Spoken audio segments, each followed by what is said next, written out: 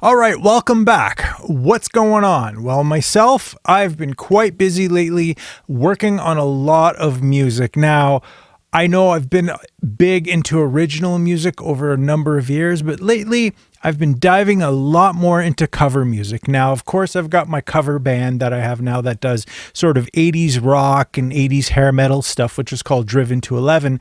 And we've been working on a lot of songs lately. We've got a new bass player. We're getting him caught up on all of our tunes, as well as we're learning a bunch of other songs. Now, tonight we were supposed to rehearse, but unfortunately, we had to kind of postpone to another time. So I thought, tonight's a good night to do another vlog. It's been a little bit. So because I've been working on so much music. So now with the cover band, especially, a lot of guitar solos to learn. I'm the lead player in the group. We got a rhythm player.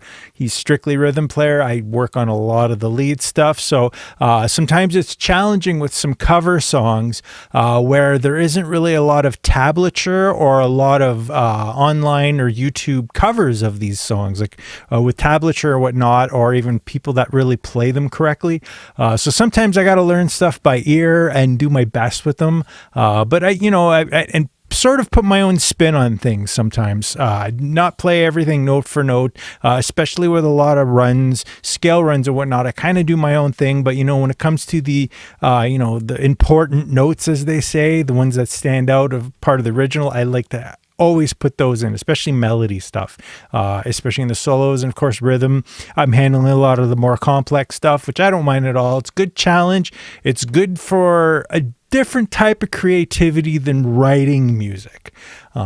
So I've really been involved in that lately. And then on the other side, of course, I have posted a few snippets of videos from my Pantera tribute band, the Great Western Trendkill, which we've been finally starting to get some jams in. We've gotten a few now. I think it's about time. I got the singer in mind that he's going to come jam with us soon. We'll see if he can make it. So I've been really working on a lot of Dimebag stuff, especially tackling stuff I'd never actually learned before. The newest one is A New Level, which is I've always been intimidated by that guitar solo, and I'm not sure why. And I finally learned it the other night. So I was really happy. I kind of nailed it as best as I can.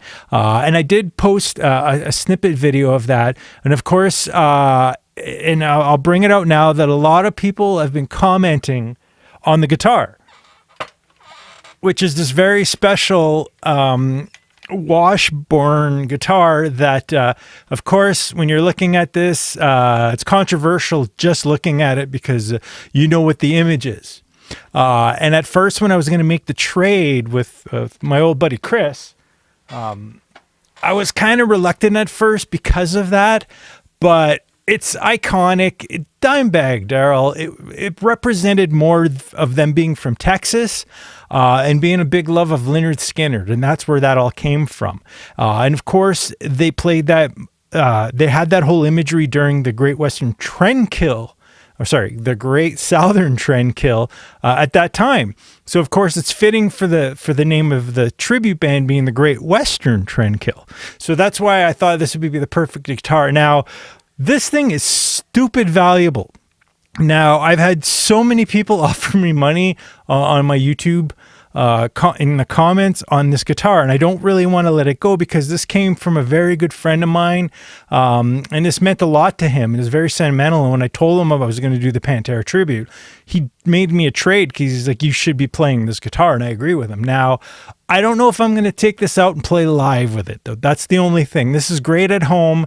It's stupid valuable. Like, I've seen some of these go anywhere from $7,000 to $10,000, which is insane to me. And of course, I did some particular mods on this. This is a USA guitar, by the way, for those wondering. So that, for the meantime, if we do get to go out and play live soon, I'd picked up this guy.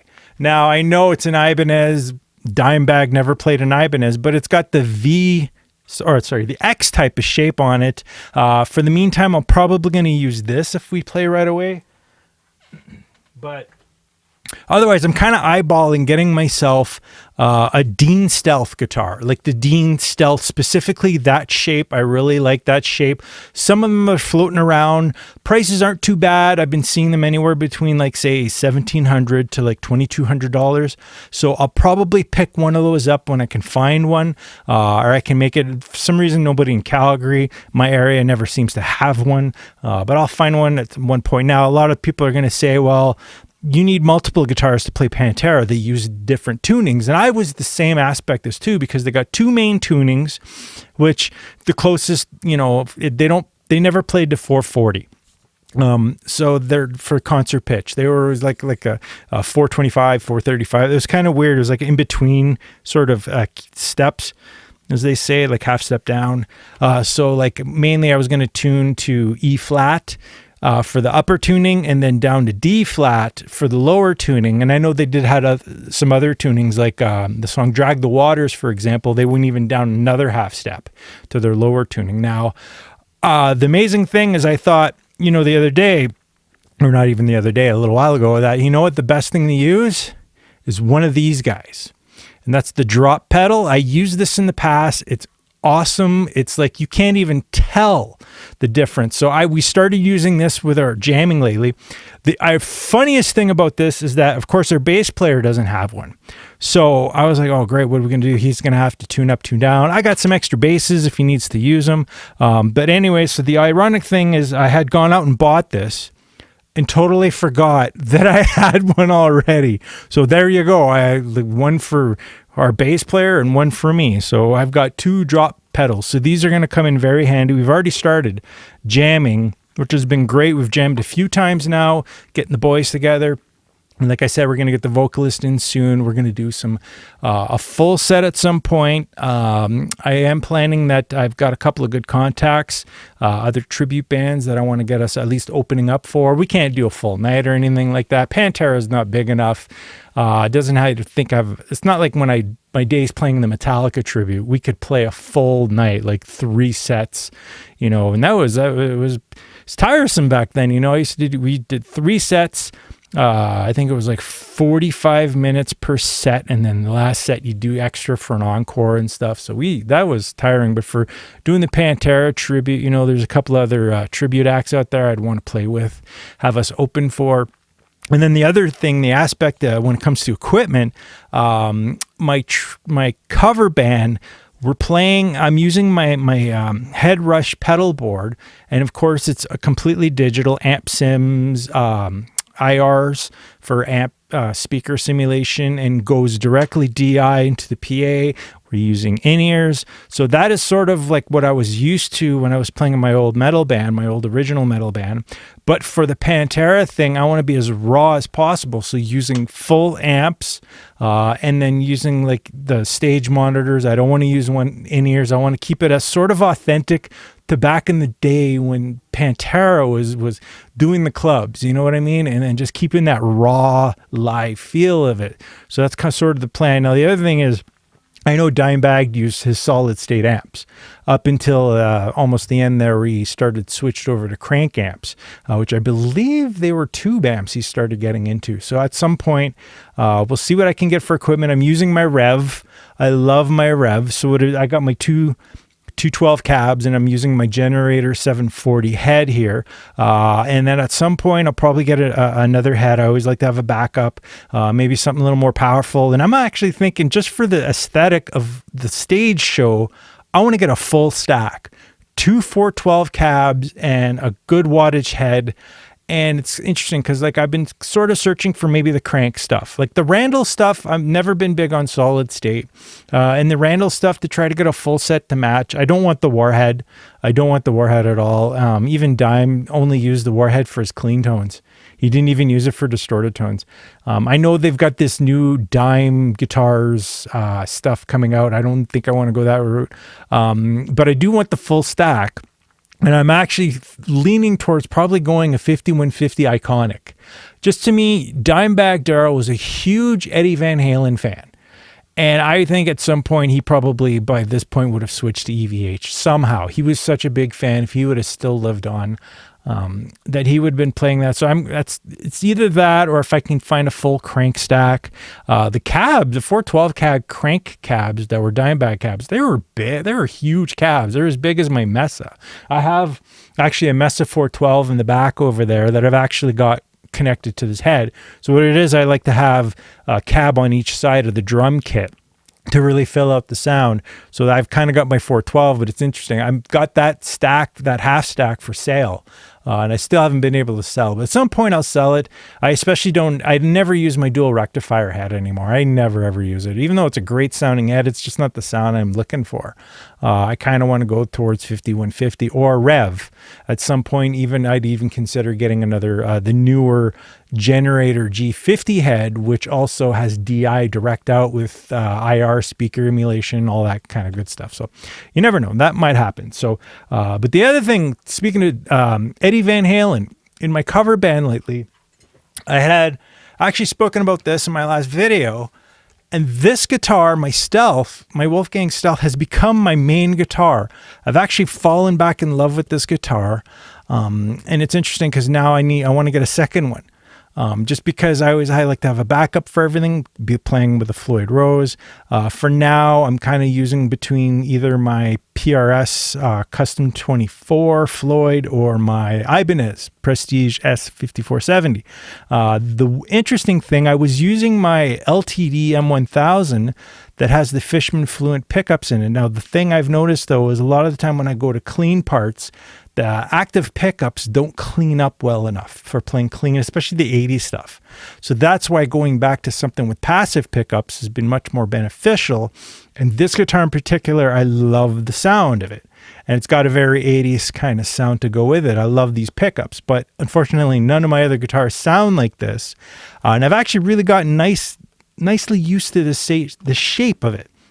So I'm probably going to find another one. I'm searching the used market. Now, the interesting thing, kind of hit or miss, and I found this with the Mexican-made guitars, is that the positioning of the neck to the body isn't always correct.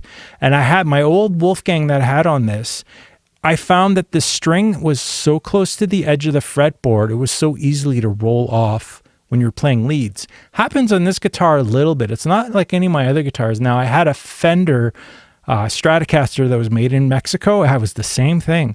I had a Charvel made in Mexico. It was the same thing. So it's interesting. I go online, I'm looking at used stuff or new stuff that has photos, and I'm looking at the positioning of the strings over this area going in to see how centered it is. And some guitars are so off center.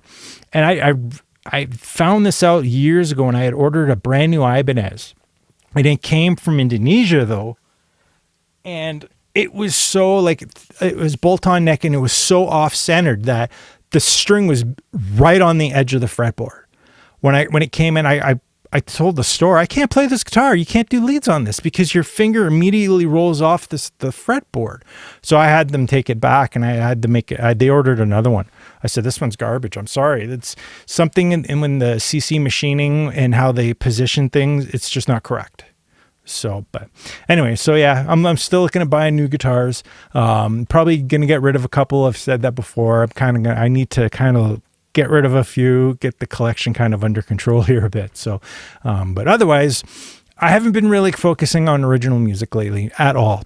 I just haven't felt that creativity, and I've been kind of hoping that playing so much cover music, especially Dimebag Darrell stuff, the Pantera riffs, will inspire me again to write more. Now, I have a lot of stuff written. I just haven't been inspired to get down to lyrics and whatnot. But me and the boys, we've been talking about some nights where we don't want to jam the Pantera stuff, or maybe our new vocalist won't show up, or if he's busy and it's the three of us. The covers or the original stuff I was writing was more for the three of us, and I'd be doing vocals anyway. So at some point we will work back on that. I had a new track that I showed the guys that I had written over 10 years ago. I totally forgot about. Redid the recording to the newer tuning that I'm using, which is mostly drop C sharp now. And they love the tune, but just needs lyrics, vocals for it. So I'm probably going to work on that at some point. So, but just haven't been inspired for original music. And it's just the state of the music industry right now. There's no money to be made in it. It's such a saturated market of groups out there trying to make it that it's not inspiring for me to even write music at the moment. So do covers, man. Do tribute. That's where I am. So, but also diving back into cover stuff, thinking about my first albums and what inspired me to even get started playing in the first place. Now, I had mentioned it before. My first album I ever got was Twisted Sister's Stay Hungry album back in the mid 80s. And it was just by happen. I think I told the story before. My mother went into the music store, asked the sales clerk, she was going to buy her son his first album. What album should she buy? And of course, I got a cassette. Cassettes were the thing back then. And that was the album I got. So, ironically, that was the first album. And then I think the next one I got was like Michael Jackson's Thriller.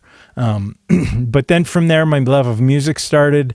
One of the albums that really started getting me into liking guitar was David Lee Roth's Skyscraper album, Steve I. Like when I started my fascination with Steve and his playing, from that album, I remember I went out and got Whitesnake's Slip of the Tongue that he played on, his Passion and Warfare album, and I loved that the guitar of that work all that music.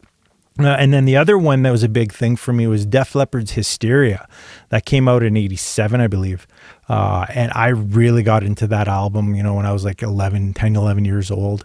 I really enjoyed that. But then when I think of say what would be my top 5 albums that when I started playing guitar really pushed the button for me, really got me hooked on playing guitar, especially lead guitar. I kind of made a little list here. So my top 5, not really in an order, I guess, kind of in an order. I'll do it in an order here that are kind of like when I'm looking at the list now, sort of the top 5 in reverse order. So number 5, I would probably have to put Testament's A New Order. I loved that album. Alex Skolnick as a lead player. Oh man, he was just so young and such a virtuoso. His dynamics, his use of sweep picking, alternate picking, legato, everything. The guy had the whole thing, the whole package, and it's just, the kind of diminished stuff he would add. The flavoring is just, and the songwriting, the thrash to it, one of my favorites. Then after that, I would probably have to go with Guns N' Roses' Appetite for Destruction. Slash's bluesy rock style, his use of bends, his blues licks really inspired me when they were kind of moving away. They were the band in the LA scene that were moving away from the glam thing and were a little bit more raw and rock, and I really liked it. And the funny story about this album is that I really wanted it for Christmas back in I think it was 87 when it came out. And I used to spend a lot of time in my childhood at my cousin's place, and we used to spend a lot of time there. And I wanted it for Christmas, and because of the album cover had the cross with the skulls, my mother told my cousin wanted to buy it for me. Phil wanted to buy it, and my mom was like, "No, you're not buying that for Paul." And he ended up getting me Bon Jovi's New Jersey album. Of course, lighter rock. We're actually going to be playing a song off of that album in the cover band. But the funny thing is I went and taped it off my cousin anyway. I got a blank tape and he just recorded it onto there, so I still got the album anyway, just not the actual album. I got a taped album of it. So there's that album. And then after that, I definitely would have to put Ozzy Osbourne's No Rest for the Wicked. I loved Zakk Wylde's playing on that album. He had so much that pentatonic muscle, I like to call. His choice of notes had a little bit of a country flair on it. It came more in No More Tears album, but it started on that album, his own style. And of course, the use of the pinch harmonics and whatnot that he did, the riffs were just, I loved the songwriting on that album. So, the No Rest for the Wicked to me was definitely up there, and that would be my number 3. Now, the number 2 album that would be on the list would be Megadeth's Rust in Peace album. I remember when I first saw Holy Wars on Much Music, and I was like, whoa, what is this? This is heavy. And I remember, I think this is before I started playing guitar as well. I went out and got the album, and I was blown away by the guitar work, especially being there's two lead players in the band between Dave and Marty Friedman. And of course, as I learned who was who, and Marty Friedman's playing especially astonished me. I was like, wow, his very exotic sounding note choices and whatnot, very unorthodox, is that how you say playing really inspired me. And I was like, wow. And just such an aggressive sound, but it was very technical.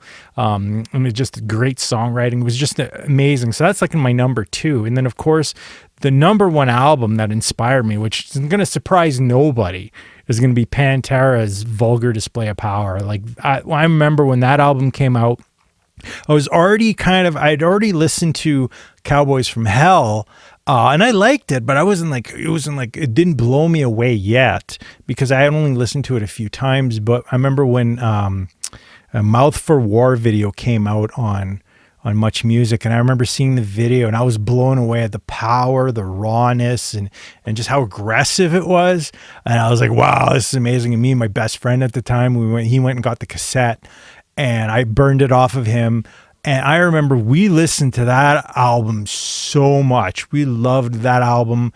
I still, to this day, it's an album that stands the test of time. Actually, all 5 of these albums all stand the test of the time. I still listen to them all the time today. They're the ones that always in my playlists.